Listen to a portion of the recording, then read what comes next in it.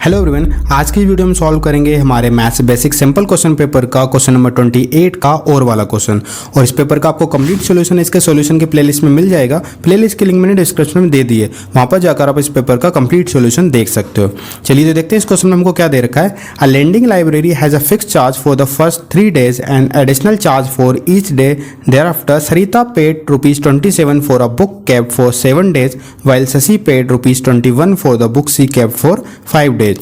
Find the fixed charge and the charge for each extra day. देखिए यहाँ पे क्या एक लाइब्रेरी है जो कि क्या करती है, पहले 3 दिन के लिए तो फिक्स चार्ज लेती है, उसके बाद जितने भी दिन तक आप बुक रखते हो उसका चार्ज आपको डे वाइज लगता है। ठीक है, तो सरिता ने कितने 7 डे के लिए बुक रखी थी जिसको उसको पे करना पड़ेगा था ₹27 और शशि ने 5 डेज के लिए बुक रखी थी जिसको उसको पे किया था ₹21। ठीक है, तो आपको क्या बताना है, फिक्स चार्ज कितना है वो बताना है और charge for each extra day वो कितना है वो आपको बताना है। ठीक है, तो हम मान लेते हैं फिक्स चार्ज और charge for each extra day. ठीक है, तो देखिए हमने क्या सपोज कर लिया यहाँ पे, लेट फिक्स चार्ज हम निकाल लेते हैं। हमने यहाँ पे सपोज कर लिया मान लो 1 से, और charge for each extra day. ठीक है, जो कि कितना हमने सपोज कर लिया यहाँ से ₹Y।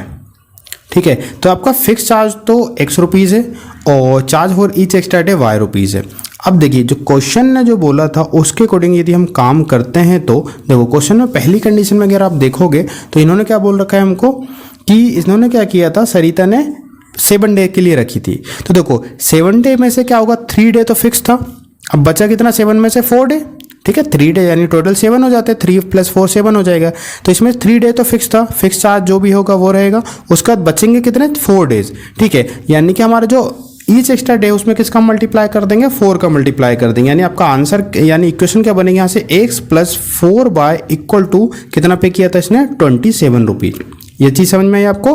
ठीक है, हमने 4 क्यों लिखा, क्योंकि टोटल उसने रखा था 7 डे, तो 3 दिन के लिए फिक्स है। तो यहाँ पे हमने क्या किया, 4 डे में हमने 1 डे में जो था उसका हमने मल्टीप्लाई कर दिया, तो ये 4 डेज का निकल जाएगा और दोनों को ऐड कर देंगे तो टोटल उसने ₹27 पे किए थे।